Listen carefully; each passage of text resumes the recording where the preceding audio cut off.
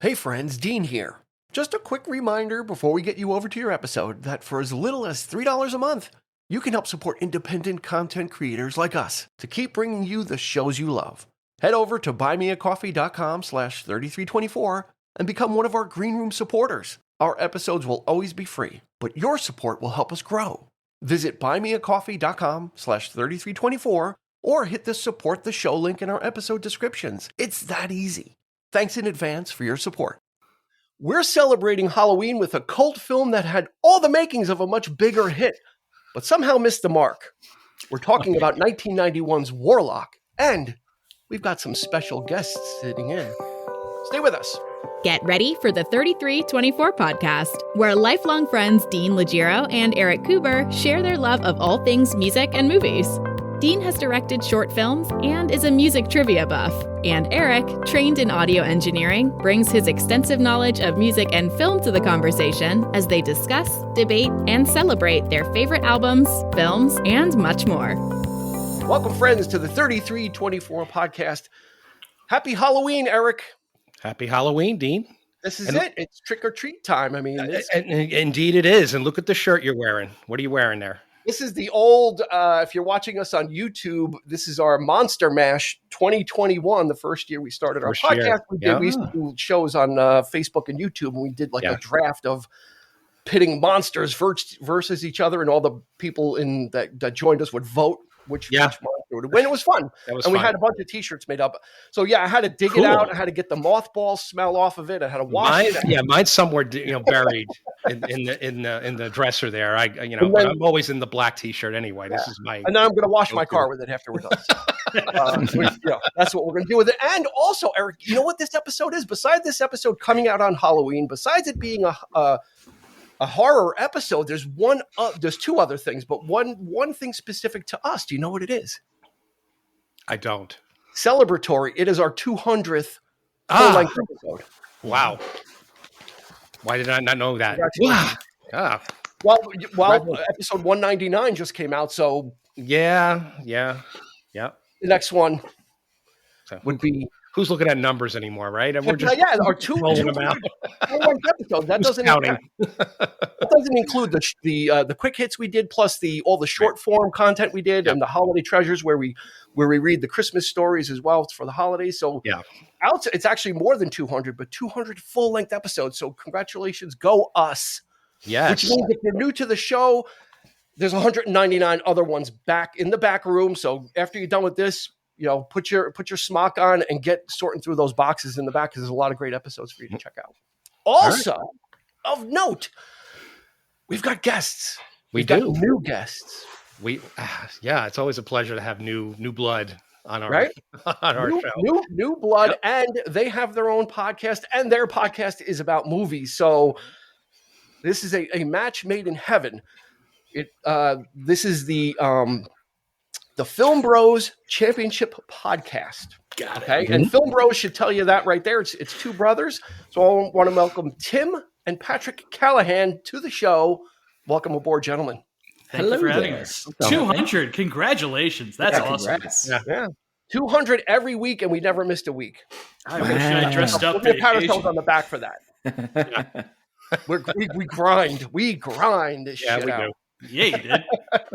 But Tim and Patrick, welcome aboard the Film Bros podcast. Why don't you tell us a little bit about it? When did you guys start your podcast? Probably a little over a year ago or so, but we've been putting through a few seasons there, though, in the midst of that short amount of time, and having a lot of fun doing it. Cool. Now you guys have a very particular. Patrick, you guys have a very particular way of selecting the films that you decide to do. Us, it's scattershot. It's very much like what hits our flight of fancy. Completely random. And if we can get guests to do it, and if we can get people to come on, we do it. I'm starting to understand more about how this episode came about now. Yeah. You guys are a little more disciplined. So why don't you tell us a little bit about what your strategy is for selecting it, and what your how you go through it? Well, I listen to a ton of podcasts. So when Tim came to me, he's like, "We'll come with our own podcast. Just we love talking movies, and people enjoy hearing us rant at each other." I thought, I always wondered, who won the genre of a year? You know, like what was the best horror movie in whatever year? What was the best action movie of that year? You know, and that's exactly what we do. We spin a wheel. The wheel decide. We talk about the decade first, then we spin a wheel, find out what year we're doing, do the genre of that year, and we just go for it. So right now we're in 1995 action movies. We started off in 82 action movies. We've done 92 horror and 2008 R-rated comedies. We were going to do all comedies, and then when we saw how many comedies came out in 2008, so many. Yeah. I would have walked into the ocean if I had to do an entire season of that. A really long season. Well, you guys, that's podcast host prerogative to narrow it down to say we're going to do R-rated. So I guess that kind of keeps it fresh, because you are literally leaving it right to the mercy of the spins of the wheel for the year and for the. Do you do that with genre too? No, we kind of just talk about the genre, like what we feel like doing. Sure. What we're feeling, yeah. So it's like sometimes like we the really long comedy season, and we're just like, all right, we're kind of itching to get back to action, so let's just go back to that. And then we were like, we did 80s last time with action, let's just go with a different decade. What would be interesting? And we just did comedies 2000, so we figured, okay, let's go to 90s then, and then the wind spins for randomness there. Cool. So that's how we kind of switch it up. Cool. Pop quiz. We'll go with Tim first and Patrick. What percentage of the films that you guys is it films you've already seen, or do you just kind of say, well, this is what was the top, I need to watch them? What percentage do you think is stuff you've already seen and stuff that you've got to go and watch? That's a good question. It really depends on the genre and the decade. Like I feel like when we did 82 action, I would say like we knew the heavy hitters that year, but there was definitely a lot of things going on that year that I did not know about. So it was like a lot of discovery, right? But then when we did like 2008 comedies, we saw a majority of all of them. So it was like only a very small few that we didn't see. I think it was kind of similar for horror too, when we did 92 horror. More for me than you. I think the only one I hadn't seen was like Dr. Giggles. I'm like, oh wow, I'm going to see Dr. Giggles. You have to cross this off the list. Let's go. Larry Drake. Yes. Yeah. Oh, the puns. We just So did our only Larry Drake episode, Eric, was Karate Kid. Oh, yes. Yeah. Right, where he was the racist. That's right. When he was at the beach with Mr. Miyagi, and and Miyagi, took the tops off the bottles. So far, that's what we got for Larry Drake so far. Unless we do Darkman, that we might have. I would love to do Darkman. Darkman's a lot of fun. Durant. Yes. Yeah, that's a great film. Yeah. So we're going to drop a link in the show notes to the Film Bros Championship podcast, and that we'll actually drop two links. We'll do one that will link everybody directly to Spotify. So go ahead, give them a follow, check it out. All movies all the time. So absolutely. And again, they've got a very unique way of how they select it. And then we'll also put a link to their YouTube channel. Okay, so if you want to check out the video, or if you want to just kind of, sometimes people have it on their TV, and even if there's no video like ours, sometimes we'll put the video or the audio. They could just have it on in the background anyway. So we're going to link to both of those. All right, I think we need to get down to business. What do you think, guys? Yeah. Let's do it. And oddly enough, in us talking before we came on, we oddly enough are all from the same county in New York, which is the world gets smaller and smaller. The longer I'm on it, it shrinks more and more. And so all four of us are from Westchester County in New York, and we're from different parts of it. We actually all originally or come from different sections of it, but we know what pizza's supposed to taste like. and bacon, egg, and cheese. There you go. Yes, I missed that. Hey, you don't get that in North Carolina. You get the rolls. You can't get it as down there, right? You certainly don't get it in Florida either. So bacon, egg, and cheese, pizza, and bagels. That's all I got. Yeah, you just get Waffle House down here, and that's just depressing. It's the water, I think. It's the water down there. It's the water, they just don't, it doesn't have all that pollution in it. That's what, that's what the New York, Yeah, I guess so. Your immunity, all the toxins and all the heavy metals in the water. Must be. Your tolerance, and it makes it stronger. Honestly, the real thing of it is we just don't have enough different nationalities that came down here. Like, because when I first got here in like 2007, it was all just like Outback Steakhouse, Applebee's. Like, there was no variety in the food. Yeah. Oh my God, it's all just national chains. It's gotten a little bit better since then. But like, man, I went to like a Jersey diner last week and I was like, oh, I'm in heaven again. I need this. Like, we don't have enough Greeks down here. I need this. Those diners. I'll tell you, when you take that first bite into that beautiful bacon, egg, and cheese, I'm gonna make you guys move back up here.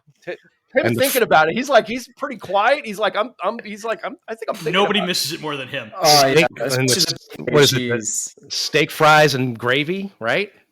I can't with the gravy. I cannot with 3 o'clock. Oh my God, 3 o'clock in the morning. This me and him would be chowing down and Sorry, I hear gravy nowadays. I'm thinking of the biscuits and gravy that I see down here. Oh no, we're talking about like real. I got you now. Yes. Brown gravy. Mm-hmm. I've been scarred living down here so long. All right, let's get cracking on this. If you're new to our show, we do a little statistical information in the beginning, a little bit of factual information. Then we go into the wild theories and we kind of give our opinions. So we're going to talk the stats right now. This was released. There's actually 2 dates. I'll say. Sad story about this film. It was actually released in May of 1989, but it didn't get released in the United States till 2 years later in January of 1991. It sat on a shelf for a while. There was just issues with distribution. Strike one. Ugh. New World ran out of business, right? That was when New World was having financial around. And it's kind of, at that point it becomes an asset. Of that, when someone else takes over or purchases the rights to the company or whatever they have, you get this film, and then it's like, okay, well, maybe we'll release it. Directed by Steve Miner. Okay, so he's got some horror pedigree. He directed Friday the 13th 2 and 3. Mm-hmm. He directed the House film, not the TV show with about the doctor, but the movie House in the 80s, and Halloween H2O. So Lake Placid. Yeah, Lake Placid. One. He's got a horror pedigree, and then it was written by David Twohy. Yeah, I saw that one. He wrote The Fugitive. He wrote The Fugitive. He wrote G.I. Jane. Pitch Black. Yeah, love Pitch Black. Yeah, the first Riddick film. Yeah, talk about genre. I mean, the guy he writes everything. Yeah, Jerry Goldsmith did the soundtrack. Oh, what a great! Oh man, what did he do there? Okay, so what I'm doing is I'm building this case that this film is packed with people that were very qualified to make a hit film, and maybe because of what happened with the distribution and it sat on a shelf, like maybe it kind of lost its audience or lost steam. It had a $15 million budget and it only made $9 million back. Yeah. I can tell you my $7.50 at the time went to that $9 million because I saw it in the theater. Eric, did you see it with me? I saw it with you. Yeah. First time. Our friend Johnny probably. Yeah. Wow. We saw it in the theater. That was at the time when we would just go see anything. Right. That we were still in that. We weren't snob. I wasn't a snob yet. I was still like, if something looked interesting, like, that's how we found Highlander, right, Eric? And Flash, Evil Dead and Army of Darkness. All of it. Yeah, all of it. I think Warlock, Tim, do you think Warlock kind of fits into those types of it should have been a bigger cult classic, but it's not. I mean, it definitely is. It's interesting because it's got some good actors in it too. Yeah. So it's like, why have I never heard of this movie? Because to be honest, like I didn't know this movie. Okay. I never got around to it. And I was talking to Patrick about like, which one of these movies listed here should we go with? And immediately Patrick was like, oh man, Warlock. Like this is fascinating. And I was like, really? And so I think I'm the one that's like the newest introduced to this movie. I just couldn't believe it was on the list. You gave me a list of movies with Warlock. Someone wants to talk about Warlock? Yeah. Yes, I will talk about Warlock. Let's go. We do.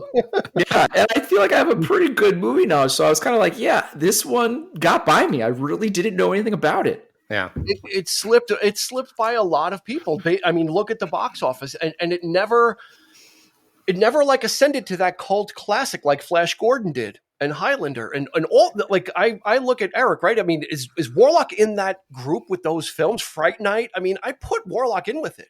I think it's of the same pedigree, but it's I don't think it is as beloved as those films that you mentioned are. Yeah, I know all those movies. Yeah. I've seen them many times and enjoyed them quite a lot. Right. And, they were all in the same kind of boat, right? I mean, some of them were, box office failures. Some of them were, they're just beloved classics that, now they're classics. But yeah, this was an odd one. This was just sort of like, it was just there for the taking. We just went because for the hell of it. And we loved it. We just, it's one of those things where it's just, you fall into something and you just love the comedy there, the little bit of, and like you said, the actors involved, we mentioned this several times, and we love when actors really give it their all in these kinds of films, like Max von Sydow as Ming, or we did, Masters of the Universe and Frank Langella's performance as Skeletor in that. We have checked that performance off a couple of times on our podcast, how much we love it. Yeah, yes. This, I think this is quite the same. Richard E. Grant with Nail and I think is probably his best, beloved role. But to see him in this film, what a badass character this guy is. He's like Indiana Jones, but he's like a hunter. He's like, he's got all these different facets. I love the way he talked. It was just, what an interesting character he was. And Julian Sands, unfortunately he's let's throw a little moment for Julian Sands. Yeah. I mean, went missing January of 2023, went out for a hike in California. He was an experienced hiker. Mm. Unfortunately, he did not come back. Like that day, I think his family was already like reporting, "Hey, we got a problem here." Multiple searches. It wasn't until June 24th of the same year that they found his remains, and unfortunately passed away. But another great actor great actor. Underrated. Love Julian Sands. Yeah, he was always kind of. You know what I thought about Tim when I was watching this? I'm like, Julian Sands is like what Sting would be if Sting was a better actor. Yeah. And I think that's the reason why we liked him at first. But if Sting was better, he'd be Julian Sands. Now, there is something inherently cool about Julian Sands with the way he talks and the delivery naturalistic is really, there's something quite menacing in this performance. He gives quite a lot, even when he's putting on a smile. Or even giving kind of a dopey exchange at times, but he still brings this kind of intensity to it. Yeah. He's the thing that I think I took away the most in this movie was how impressed I was with this villain portrayal that he has. That's the thing I enjoyed the most. Mm. Yeah, and he had said that he had gotten the script and it just sat for a while on his desk. He's like, whatever, and then he read it and he goes, "You know what? I think I'd like to do this. I think it might be fun. It's something different." And like Eric said, when the difference between like a film like this and other genre films is, when the actors are like committed to it, that will help sell some of the corny dialogue, or it'll help kind of soften it a little bit, right? And they can get away with some of that stuff because the other scenes or in a film like this, the writing is just so great. Like the lore of this world is built about witches and putting a nail into the ground to cripple them and putting pennies like this is really well written as far as like the world that this whole thing lives in, and with the Mennonites, and he's painting the this whole thing. It's like built, like all this stuff is like always immediately built into the world, which really helps also sell it. I think the writing on this and the acting, I think, kind of really help put this over, and that's why it's surprising that. And I'll take good acting, a good performance over bad special effects any day. Which this movie also has. Yeah. Absolutely. Yeah. Watch it today.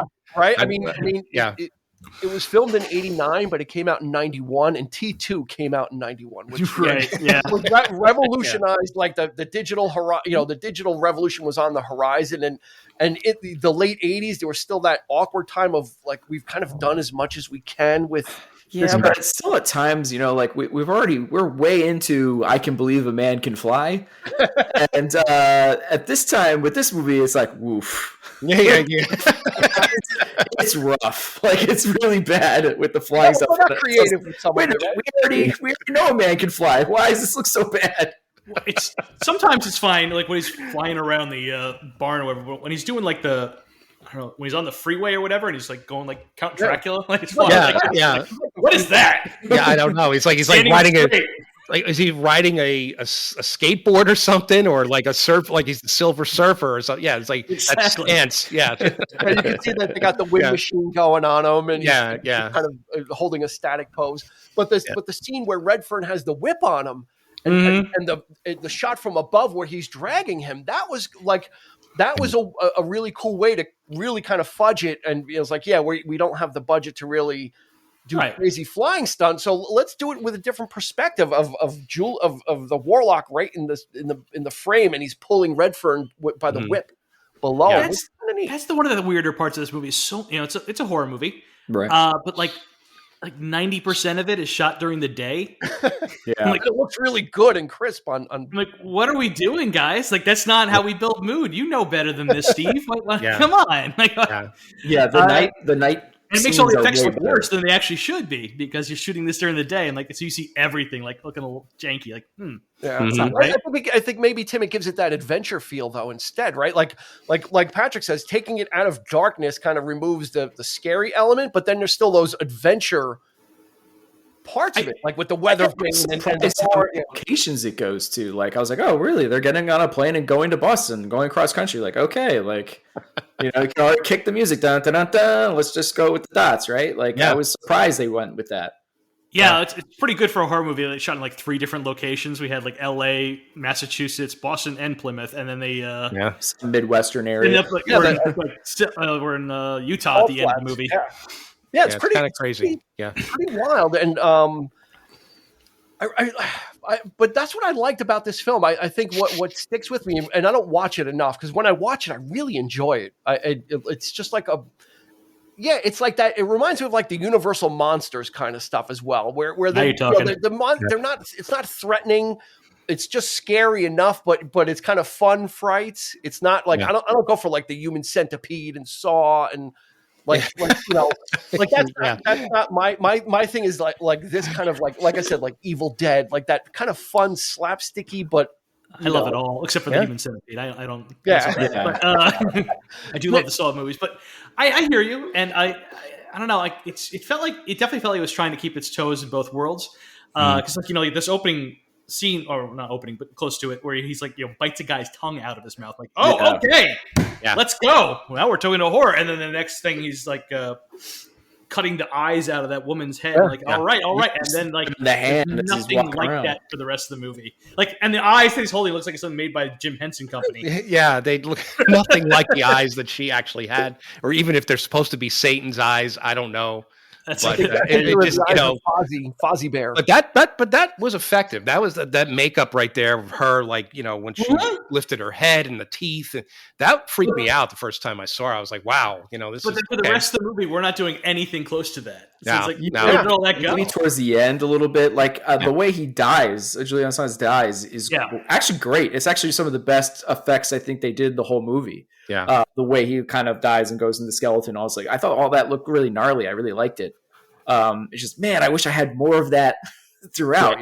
Yeah, the whole graveyard. Like at the end, you get it. Basically, you get it in the beginning and the end. You kind of get the horror elements, and like to Patrick's point about things happening at night or in the dark is kind of the beginning, and then at the very end with the whole graveyard scene. And that's like a really cool thing of like, they're moving the graves. So it's like, we're not really just like smart writing. Like again, there could have been so many other shortcuts that they could have taken just to get to the end. But then at that point, that means Redfern's got to like look at his own body. Like there was a whole scene with him like, well, now we have to take my body out of the casket because I'm actually dead, and they found his, he's holding the last third of the book. Just got to break all the bones off his hands to get the pages. Breaking the fingers off. Yeah.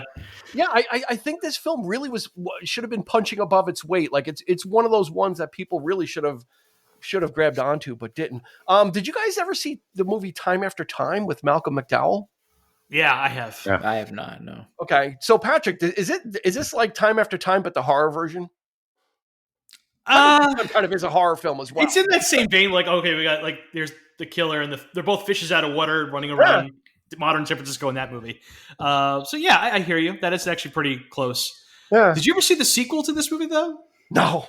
You haven't seen the Armageddon? No, it has nothing to do with the story. That's the funniest part about it to me. It's like we're making a sequel, but we're pretending the first movie didn't happen. Mm-hmm. A bold move. Bold move. Highlander 2. That's actually really close. After we got burnt with Highlander 2, just completely changed the lore with Highlander 2. Yeah. I got to tell you, considering what your sensibilities are for horror movies, I think you should definitely check out Warlock the Armageddon. I will. Because Anthony Hitchcock's directed that, and he did the Waxworks movies. Yep.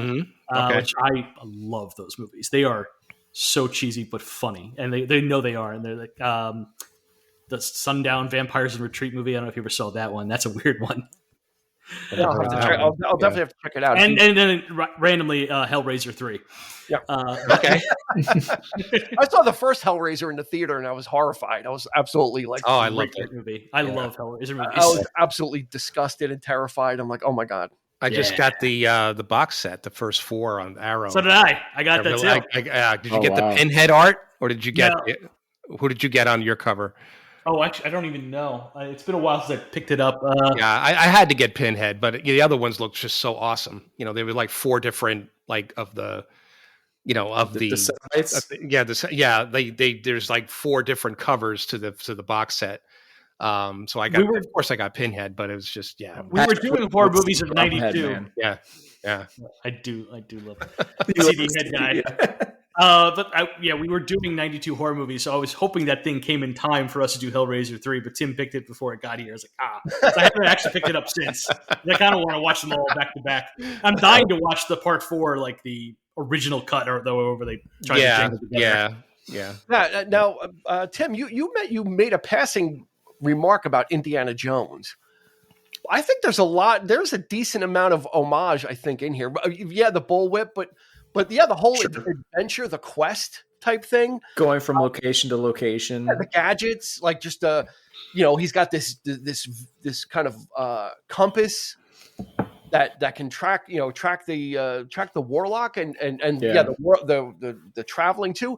I think that's maybe where they pulled some of the adventure aspects to it, and maybe and maybe that's where it lost its audience. Like to Patrick's point of, well, it started out as a horror flick. And then kind of turned into like a globe-trotting, like, National Treasure. Yeah. Type, and it had its humor too with it too, like he's like him having the weather vane. Yeah. Like, and it's somehow bringing that onto the plane. She's like, give me your knife. Give me the bullwhip. He's like, I'm not, he's like, they're not going to let you on the plane with that. And this is 91, so So, well, he showed her, he made it on that plane. But what did she do with them though? That's my question. Is like she took them from him, but what did she do with them? Did she put it in her bag? They had the scene where he walked in and she was like, "Oh, this is an old family heirloom." So I guess they probably the weather vane, but what about the other 2 things? I think it went in the bag. They checked it. They didn't bring it on, but no, they brought it on, and she the stewardess took it away and I guess put it in the coat check area. Yeah, and then the knife and the bullwhip went into like her bag. Her bag, Checked. What did you think of Laurie Singer in this movie? She was difficult to work with, from what I read. She didn't want to. The day they're supposed to put the prosthetics on her for the 40-year-old, which in retrospect I don't think you needed. I think they were aging someone's idea. 40-year-old doesn't need prosthetics, but she wasn't that far away from 40 by the time the movie came out. She wasn't that, she was like the late 20s. I don't know. I think that role could have went to anybody. I think she was probably the only part that I found. Okay, it's Laurie Singer from Footloose. Like that's all. Ariel. That's how.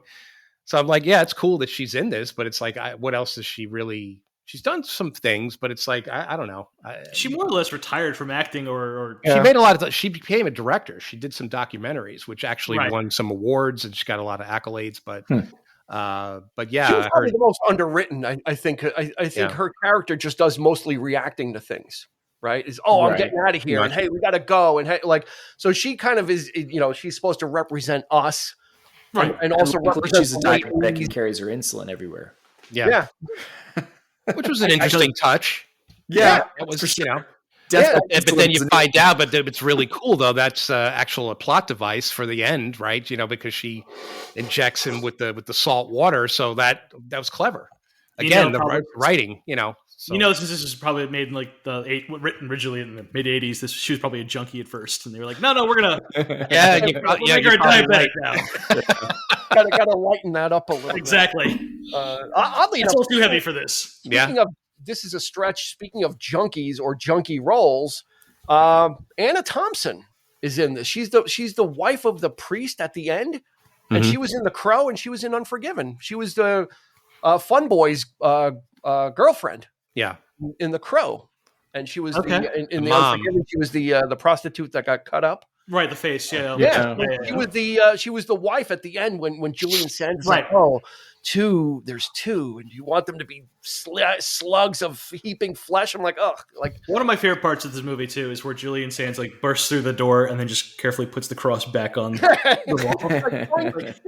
It's all good. Yeah, they go through the whole thing of the pins coming out of the door and everything, just kind of, almost very Evil Dead-ish, where it's just like so much focus on it, and then and it's like, okay, cross belongs here. Sorry about that. Talking to the kid earlier really was creepy. That was disturbing. Yeah. With the video game, that kid. Yeah. And he just starts laughing. It's like, I've heard there was more to that scene, and they cut it because it was so like dark. Where it goes next. It's weird because Julian Sands is like sitting, like standing on the swing, and the kid is just talking about but that is very emblematic of how things were in the late '80s with with the video, like they were just like they didn't care who they were talking to, and then I was one of those kids, yeah. And then he finds out that the kid is not that adult, my new friend. He gets the flying potion. Which was kind of disgusting. I found it kind of odd though. Like, what's the time factor there? Because it's like it just goes from that scene to like the mother grieving, but how much time has actually passed? They went out and killed the coyote. Yeah. Was this a day? Was it a couple of days? Was it just an hour? A while to render all the fat from that kid. I guess so. But it just seemed kind of odd. So I felt like there's definitely more. There, some more footage there that was we didn't see, but should have called Tyler Durden for help with rendering that. Help, you could have got you straight. You could have got you squared away pretty quick, right quick.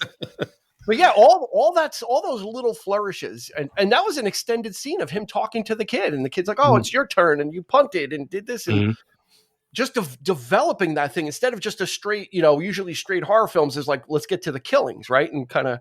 I enjoyed the joke about the Tampa Bay Buccaneers too. It used to be called the Yucks back in the day. But, nobody punts on first down unless you're Tampa Bay, right? Okay, before they go, and the kid's like pretending to be in a game or whatever, and they pass to him, and he catches again. He catches again. I'm like, okay, who knows less about football, this kid or Julian Sands? This is it's just. And that kid ended up on Baywatch, and then he retired from. He got shot twice. He was coming home from work. He was on some sitcom, and he got shot twice in each arm or something like that. And then he retired after that. So, wow, that's morbid. More information than we needed, but I just really think that. This should have gotten more. I keep saying it, but only because I want people to really check this out. It's available on, if you have Amazon Prime, you could stream it. If you don't have Prime, you can get it on YouTube. I mean, there is a Blu-ray box set. Tubi. Yeah. Tubi also? You can watch all 3 Warlock movies on Tubi, which I did. I'll go to Tubi. I'll go to all 3. I'll go to Tubi for the second one. But this is like one of those little ones that seem to have gotten away from people. Now, Tim, the 3 of us have seen it. So what did you think about it as someone who hadn't seen something like this before? Because it was very foreign to you, right? You didn't even know. I had no prior connection to it whatsoever. So it was very, very new to me. I felt like there was definitely moments where I was like, "Oh, that's cool. That's neat." Or all right, that's kind of gnarly to look at. And then there's other times where you're like, "Ugh, oh man, this is like." And I think it's just they put their money in certain places, and I think it showed at times where the money and attention to some areas were a little lacking. So it's definitely a very uneven movie for sure. But I still think it was pretty worthwhile watch. Like, it was still really interesting to see those moments, and there's like if anything has potential for a remake. Like remakes can be good. There's some solid remakes. Sometimes remakes are better than the original. Like I think this has potential, like as a property that you know, someone should take a look and maybe play with this a little bit more.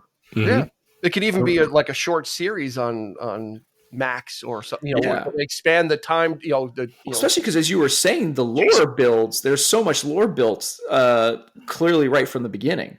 So there's a lot to mine here. Yeah, there's interesting things to look into. You know, like witchcraft and all that kind of stuff, and it seems legit.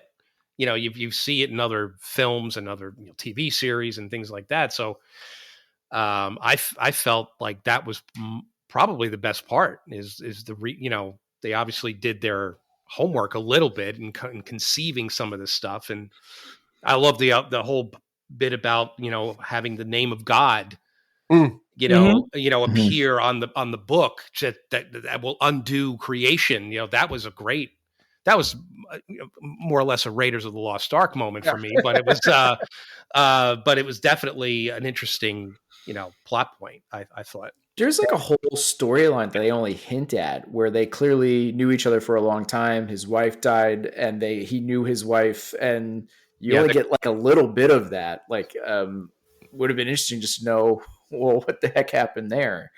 Is that relationship a lot longer than that? I have it. I think I kind of know, because I don't know if you guys watched it. If you watch YouTube, there's a 40-minute documentary where you can listen to the interviews from everybody in this movie. Mm-hmm. And Julian Sands gives an answer that first he says my character is malevolent 10,000 times, which is a lot of fun. And then he mentions I think that I decapitated his wife and cut her up, and that's what happened. And now he's kind of unhappy about it. I mean, they could have literally spent maybe 5 to 7 minutes of script and screen time in the in the olden days, 17th century, and showing that they could have easily. I could have had a whole movie just in the 17th century. Going at it. Yeah, but that was what we get is we get okay, they've caught this witch. And then the witch hunter comes, which is enough, because we get a lot later on. But if they had shown him killing people, then killing his wife, and that would have set the character up even further. But we get it in exposition when they're in the car. Well, he does seem particularly obsessed with I've tracked you my last, and all of this sort of gravitas that he's throwing out there at you, that this is his foe, his formidable enemy. You don't know how exactly, has he been doing this long? Has he been tracking other witches? Is this his occupation? Yeah, who tracked him? Yeah, right? Was he already a witch hunter before his wife died? Right. Or the fact that that he was such a son of Satan, I guess. Just so evil that it was just his ultimate foe. And I don't know if you really need it. You definitely need a little bit more, perhaps, of him, explaining and maybe grieving a little bit more. But I don't think you really need. It was definitely more interesting than what was going on with our female lead. So that's why I would have liked it. Maybe if you even did it almost like those Fear Street movies on Netflix, where each one was kind of set in different decades or whatever, would be an interesting way to go about it too. Yeah. Kind of chasing across time. Yeah. This feels like it was a big thing at this time period. Movies like Time After Time, this movie, Beastmaster 2. Yeah, okay. Decided to do this exact same plot. Hey, let's just bring them into the present. I heard a lot. I heard it got panned. A lot of people didn't like it because they said it was too much like the Terminator. Too, if you look at it that way too, there are plot points of this movie that are very similar to what's going on, not necessarily the same type of thing, but the end of the world is coming, and then there's the female, protagonist in the film, and a weather event brings them to the past or whatever, right? And she's somewhat clueless, but then she gains that strength towards the end. She becomes Sarah Connor, and so I could see the similarities. I could see where people would think that. She's a little tired of this exact kind of. Right. Story. Yeah, there's a lot of DNA from other films that show up. But again, I think it was done in the right way. It wasn't done schlocky, even though, like Tim said, I think they kind of knew that they had to pay for certain things with the budget, and they probably said, okay, we'll have to figure out some of the rest of it. Like, I thought the animation was pretty cool. Like when Julian Sands, I'm a sucker for that stuff. And then when he put his mouth into Redfern at the end, and Redfern was like throwing up like whatever it was, like it's being animated, but he's like throwing up whatever he was being put inside of him. I mean, they use that same kind of animation in Highlander at the end. Highlander, Terminator, when they're coming from the future, it's all hand-drawn animation. And that's something. I think they said initially the effects freaks me out with that. What's that? Ghost. Yeah, Ghost when the shadow stuff that always freaked me out when I was a kid. Yeah, well, more mainly because of the noise. It was like, I think initially the effect was supposed to be like ectoplasm or something like that. It was going to be more sort of like the. But even like with Ghostbusters too, like the whole like the streams and everything, it was animated, and it looks fake, but it looks cool. There's something about that. There's something more tactile to it. Yeah, absolutely, absolutely. Yeah, it's you that somebody worked on that, even though they didn't have the budget to do something better. It's still effective. Yeah. So yeah. And I think that's my complaint with this movie. I think it is to me, maybe I'm just biased because I just love horror so much. When this movie leans into its horror elements is when it's at its best, personally. And so it is weird when it just takes a break from it. I do appreciate the little jump scare that they try to have where she's like trying to get her little bracelet back. Yeah. Right on the train. They try to do a little jump scare there, which just sounds like, Yeah. I love all the it's almost got maybe some James Bond DNA in there too, because he's got the gadgets and just the little different things that they. It literally seems like a melting pot. Now that we're talking about it, it seems like they just threw David Twohy threw like almost every type of genre in here, but arranged it in a way that makes sense too. Because that could be if the script wasn't as good as it was, you'd have a disaster, because then you'd have kind of a budget that couldn't really reach the heights it wanted to, and then schlocky writing or really ham-fisted writing. So I think the balance, I think the writing and the performances kind of save and kind of make you be like, okay, that's goofy. That flying doesn't really work too well, but I can forgive it because I'm having so much fun watching it as well.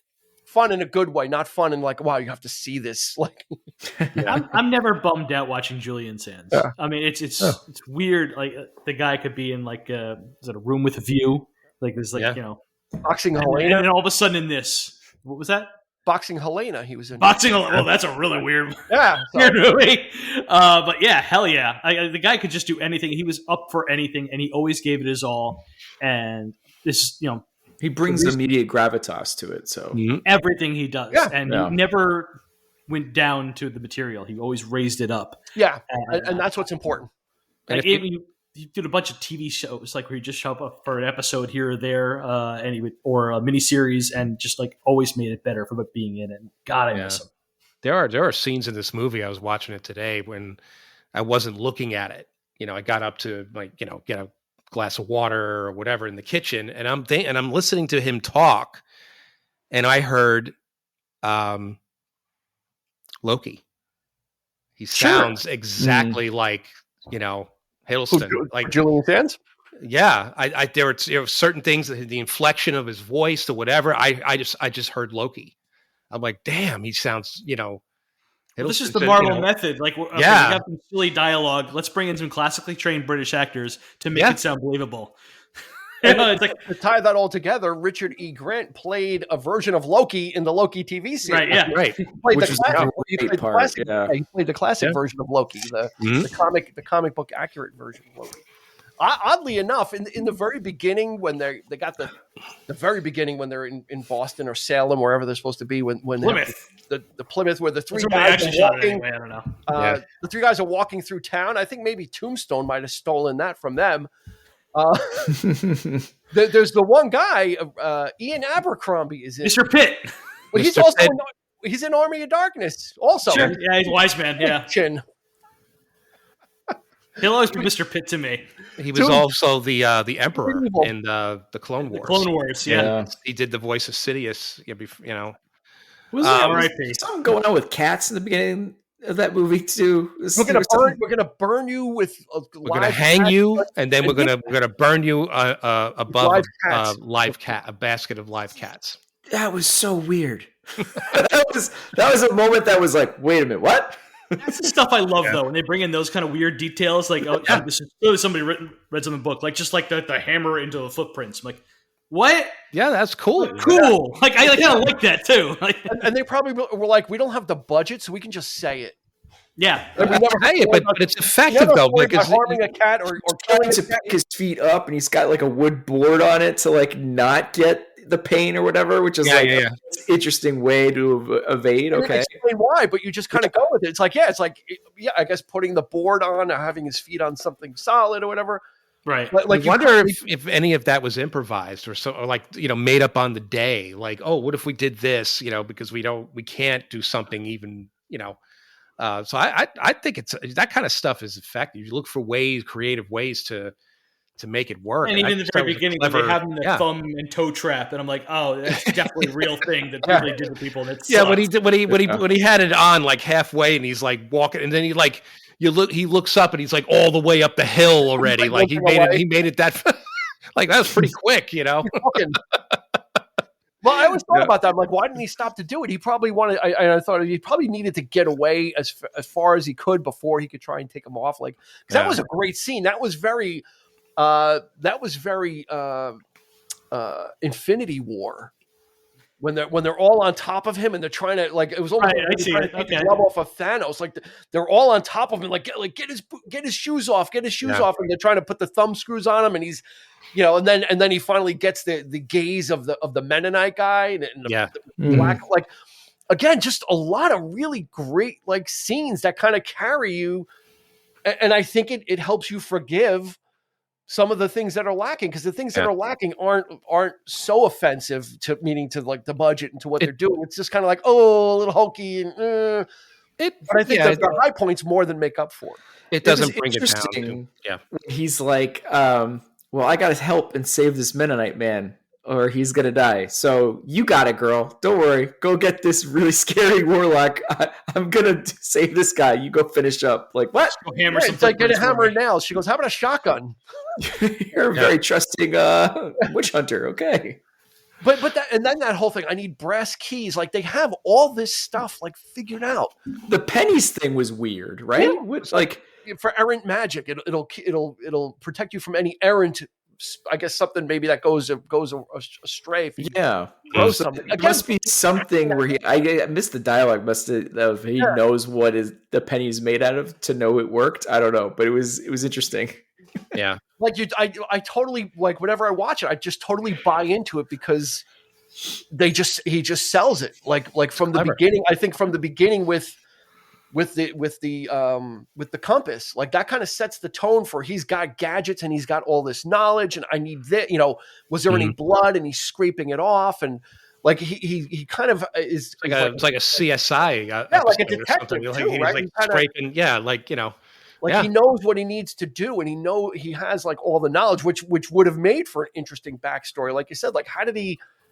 Was this because his wife was killed and he became obsessive about it? Was it like I said, if this was a 10 episode series, you could have gotten a whole section of it in Plymouth with him terrorizing people, his capture, his the death of the wife, and it's kind of the movie I want to watch now.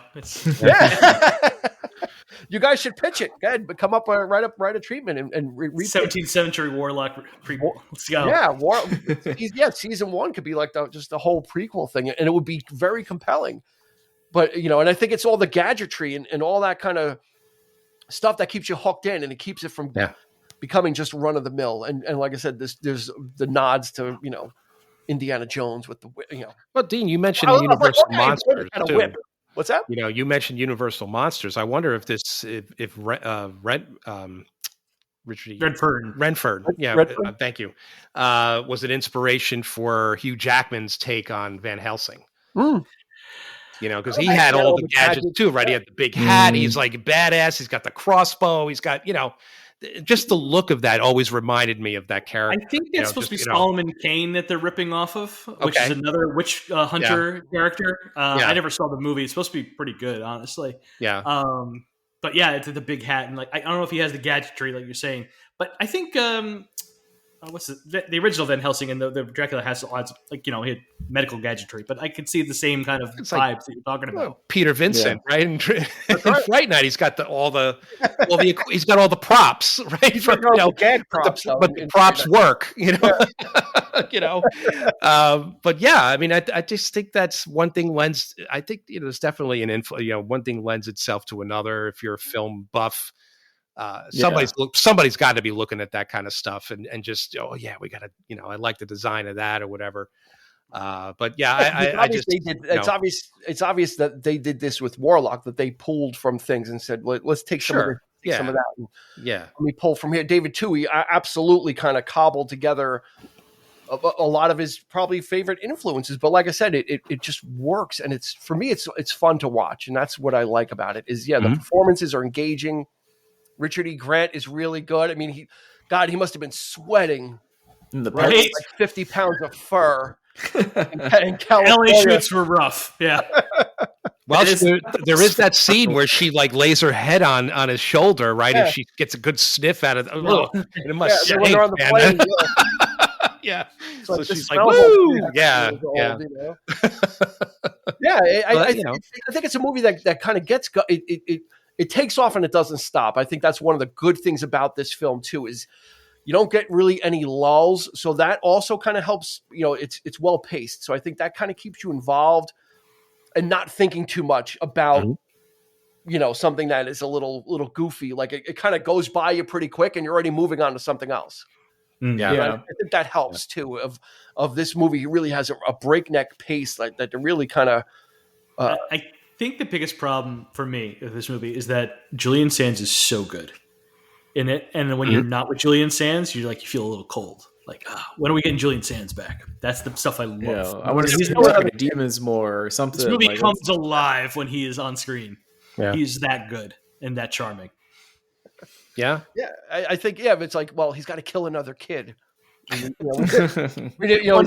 Just one more scene. One more. Well, he had that little bag of fat. I was wondering if that was the same kid or he killed another kid. Like, have a little bit more fun on the farm before they show up or something. I was wondering this when he's in the belly of the plane, and he's like heating up whatever's in his little bag. Was that he's just drinking more like kid fat, or is he like more fat so he can continue to fly? Because it came out white, so I'm like, is that like just how he likes his cream, and that's why the cream always curdles? I think it was. He couldn't heat it up all the way, so it was kind of like gloppy. Like, right? It was not nasty appealing looking, but I'm like, no. He needed to like reload so this way when he got landed, but that he could just kind of. But like you say, Tim, those little horror elements are really effective. The guy like bleeding constantly, he's bleeding out of his eyes, and it doesn't stop. He's got to he's got to do like. Spin those like whatever that it was like that keys the keys around for like days and like eventually it's going to stop thing over their cradle or something. Right, exactly, but it's just weird but effective. So well, as we start to wind down, what we like to do is I mean, we've talked about a lot of our favorite scenes, but we kind of like to talk about some scenes that really are keyed in. I'm going to make a prediction that if, when it's Patrick's turn, it'll probably involve Julian Sands. Safe bet. I'm safe bet, unless he's going to say, I really love the credits. But nope, can't say that. So let's start with Eric. Eric, what's a couple of the favorites? I really like. I mean, Julian Sands is great, but I really like Richard E. Grant in this too. I love the way he gives that little bit of comedy, fish out of water type comedy. Mm-hmm. But when he's in the moment and when he's like serious about what he's doing, damn, I think he gives a fine performance there too. I just think he's just a really badass type of character. I just loved him, and I wanted to see that in Bram Stoker's Dracula. I was really glad that he got cast in that movie because I was expecting that kind of character again. And he was just like the drug, like the drugged up doctor, Dr. Stewart, like he was totally not what I expected. So I was like, man, that's kind of a bummer. Nobody was what we expected in Bram Stoker's Dracula. I don't think we got any performance that we expected out of anybody. So I like some of the lines where he's like calling him brute and, beast and that kind of stuff. And I've tracked you my last. I love that kind of shit. That's my shit right there. Yeah. It's great writing. Tim, what about you? You're fresh off it. What? My favorite part is the death scene of Julian Sands. I just think that the whole special effects and the way he goes down is awesome. I also really love how he the death. I'm sorry, going into the horror because this is my favorite parts. The when he kills the homeowner. The really nice guy that owns all this antique furniture. A man who is gay but not queer. Yeah, it takes in strangers because clearly he took her off the streets too. He just it's a lovely man. But it's a really mean death, really mean way to go. The way he goes, which I was like, nice. I like how they just there's finger off first too, right? First he takes the. What's up with that ring? What did he need the ring for? I just wanted it, huh? I just liked it, I guess. But again, it just goes into like, man, this is like an awesome, just evil, badass villain, Yeah. And then and I also enjoy too when he shows back up to the house when she's trying to pack up to leave. Mm-hmm. Yeah. I felt like it was a nice menacing horror moment, and those were definitely my favorite moments. Yeah. Cool. Patrick. Oh, it's my favorite is when he goes to like the fortune teller or whatever, the channeler, channel me a spirit. Mm-hmm. And just like the slow play with it, or he's like, he knows that she's absolutely bullshit. He knows what's going to happen to her. He's like, yeah. Wait a second. It's Hannibal Lecter like in his playing with her. Yeah. And it's my favorite scene with him. I also really enjoy where he finally figures out the name of God. And as a British actor, he can't help but ham it up. And he turns into a Bond villain in that moment. Yeah, he's got a monologue.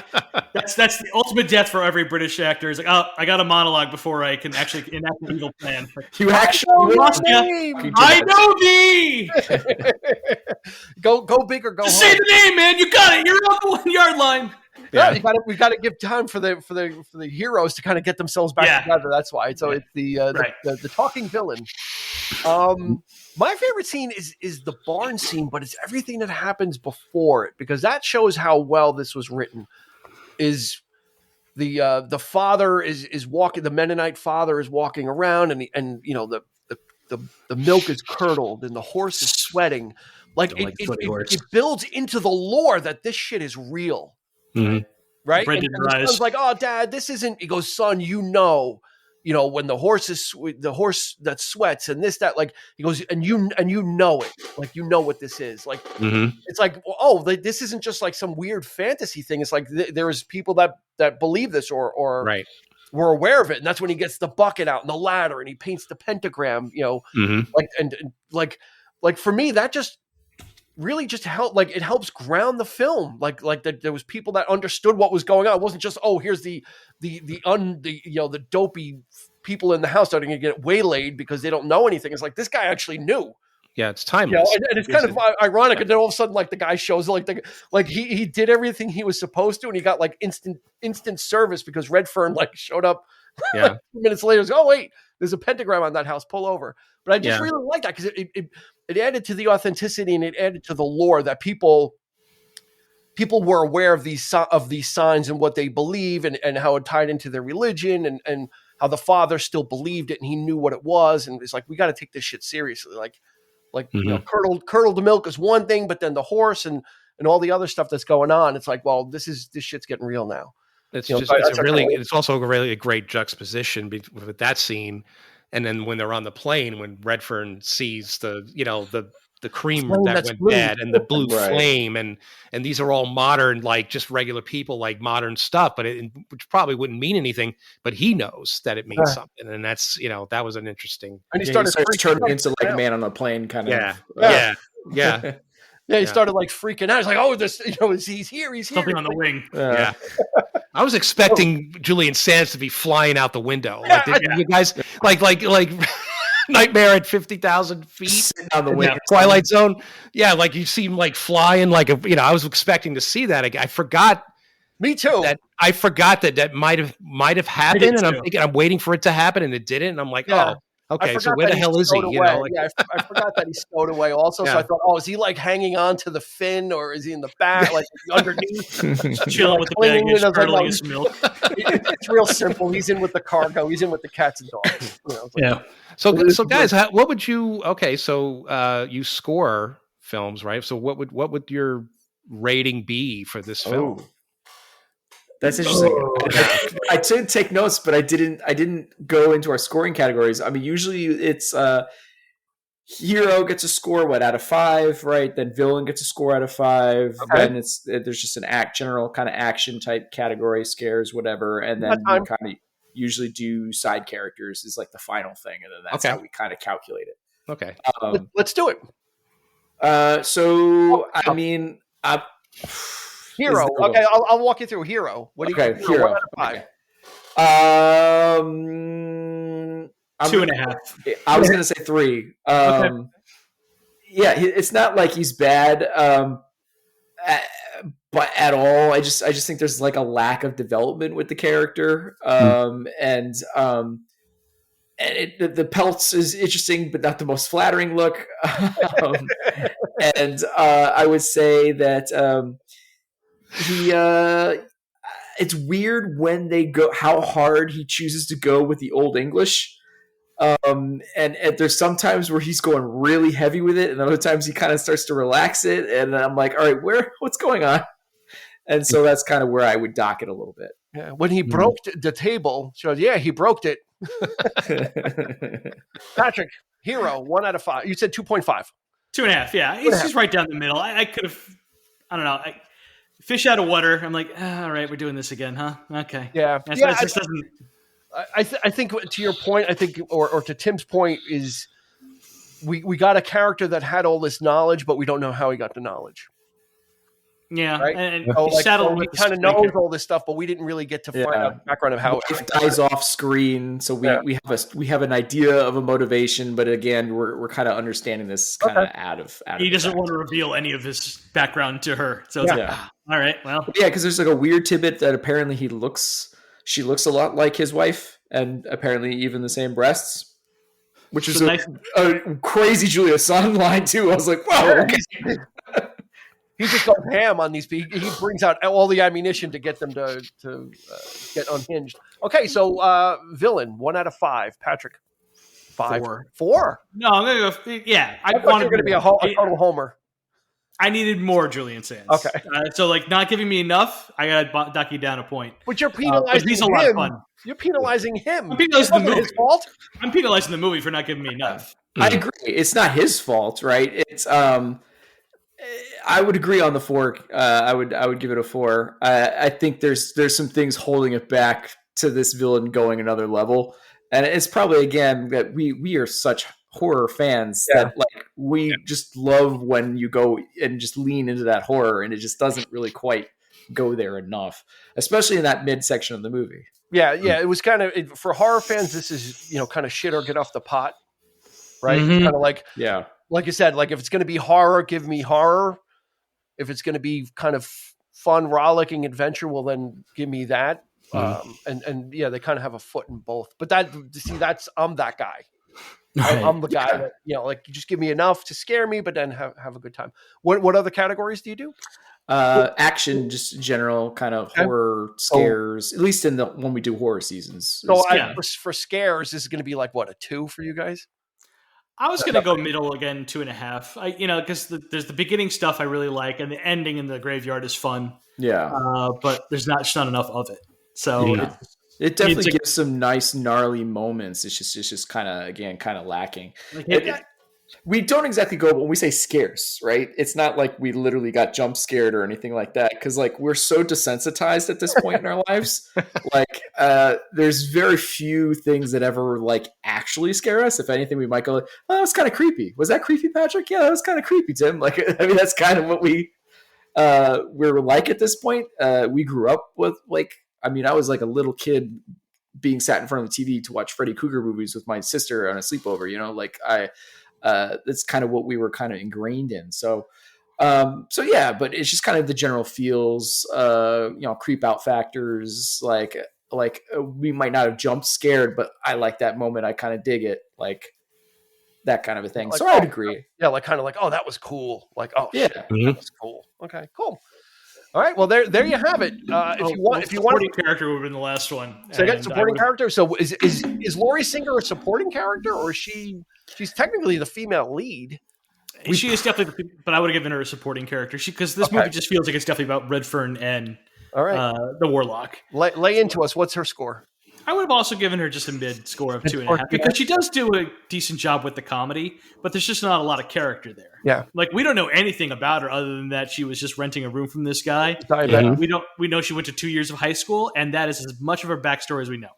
That's it. Yeah, I mean, you do get like the priest and his wife, the Mennonites. Like you do get a few other side characters. No one's actually particularly bad, but I don't know how much it elevates the movie either.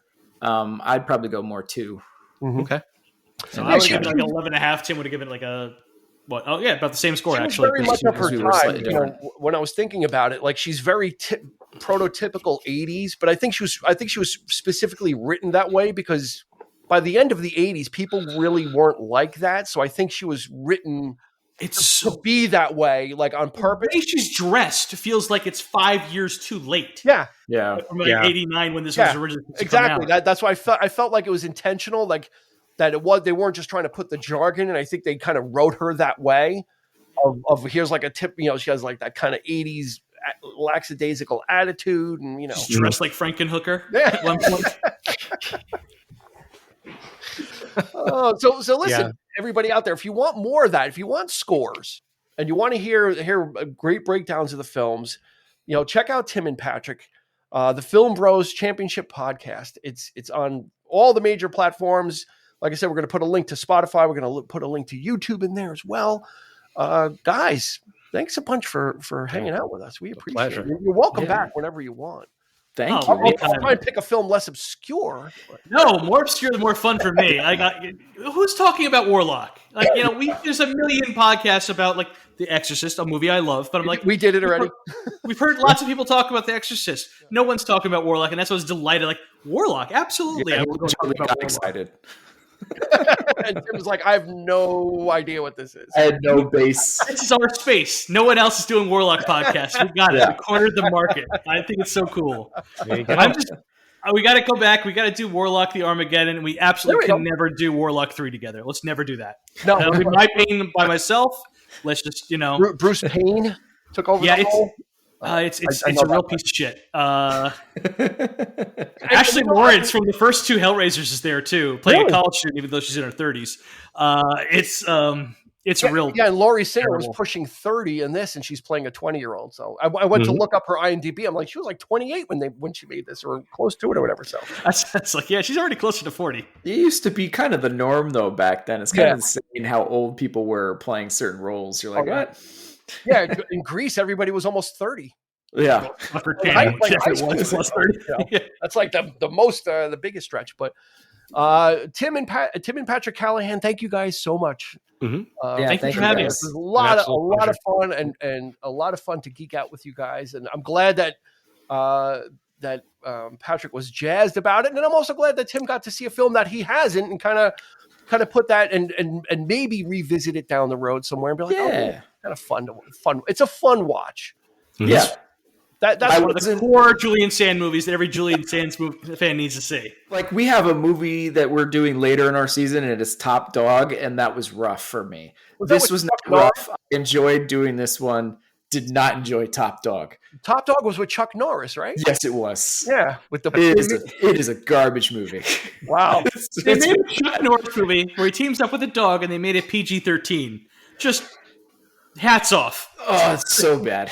And you guys are dedicated. I got to tell you, I might have tried to find some type of loophole, or hey, do you guys have mulligans on your show? Like, I'm going to take a mulligan on this one. Not even the worst movie we've seen in our entire. That is very true. Sadly enough. Yeah. Do tell. But we get really good things too. So you know what I mean? So like, yeah, we got Top Dog this season, which was rough, but later on we're gonna do Die Hard with a Vengeance and Goldeneye, which are like amazing, great action movies. So that'll make it up. We got some pick-me-ups. The only way to find out what was the worst film is to follow them and check out their podcast. When do you guys drop your episodes? Mondays. Every Monday. And this month alone, we're also doing bonus audio-only spooky episodes. My brother and I have a tradition that we were doing even way before podcasting, where every Friday for the whole month of October, we get together. He has a horror movie pick. I usually have a much worse horror movie pick. And we watch 2 horror movies every Friday the whole month. And so now we've done this as like bonus episodes, like kind of mini bonus episodes that we have been releasing on either Wednesday or Friday this week. That are just like, okay, these are the horror movies we watched, and these were our general thoughts, and we try not to give anything away. Cool. Awesome. Eric, any final closing thoughts? No, it's just been a real pleasure, guys. Yeah, a lot of fun. Love having, like I said, like new faces. We enjoy having people that geek out as much as we do, and so hope we have to have you on again. Yeah, and you guys definitely have the passion, and it comes through. And I think that's always what makes for enjoyable listening for podcasts is people that are like you said. Patrick said it. Everybody has an Exorcist episode, but I think it's what everybody kind of brings their own spin to it that really makes it interesting. Mm-hmm. Sure. Oh, absolutely. Yeah, I didn't mean to insult. I mean, I love it. I totally get. No. I just mean like that's so cool. There's a Warlock episode. Absolutely, I am listening to that. I get to be part of it. Even better. See that, Eric? We just earned our cred with them, like in one shot, one guest spot with them, and I totally knocked it out of the park. Absolutely. It's only going to go. If you guys come back on, it's only going to go downhill. I mean, I don't think I have anything else. Just keep bringing me the weird shit, and I am there. How about street trash, Eric? What about Street Trash? Remember that? Oh my goodness, yes. That's a horror film. I don't think. I think someone bought the rights to it. They're going to try and re-release it. It was a horrible. It was like The Stuff. It's on Tubi. The Stuff. Yeah. Oh, The Stuff. It was very much. It was very much. It was like a really bad take on, and as you know, The Stuff. And we saw that toxic beer. Oh baby. Yeah, we. But it was no. This was like I don't even know where the hell did it even come from? Was it from outer space or some weird?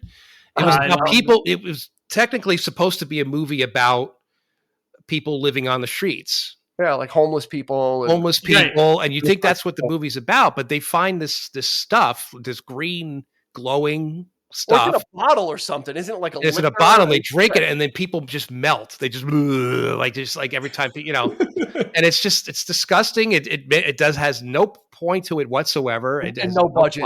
Also, no budget. It's horrible.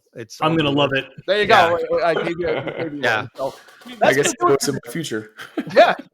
Well, we might have to come back on for that one. That's going to do it for this episode of the 3324 podcast. Thank you, everybody, for joining us. If you're joining us from the Film Bros Championship podcast, we appreciate you checking us out. If you're joining us from 3324, go check out the Film Bros podcast. Championship podcast. We're going to put links in the show notes so you can absolutely see what they're up to. Give them a follow. This way you get notified when the episodes drop. You don't have to worry. You don't have to get confused. When is ours? When is theirs? Your podcast provider, your app will just let you know. So, Tim Callaghan, Patrick Callaghan, thank you so much, gentlemen, for joining us. Dean, Eric, thank you so much. Yeah, appreciate it. It's been a great ride. So for Patrick, for Tim, for Eric, this has been Dean asking you to please be kind. Go ahead and rewind. You've been listening to the 3324 podcast with Dean Legiro and Eric Kuber. You can find us on your favorite podcast provider, so please like, subscribe, and rate to become a part of the 3324 family. Your feedback is important, so make sure to follow us on Instagram and Facebook at 3324podcast and on Twitter at 3324p to join the conversation.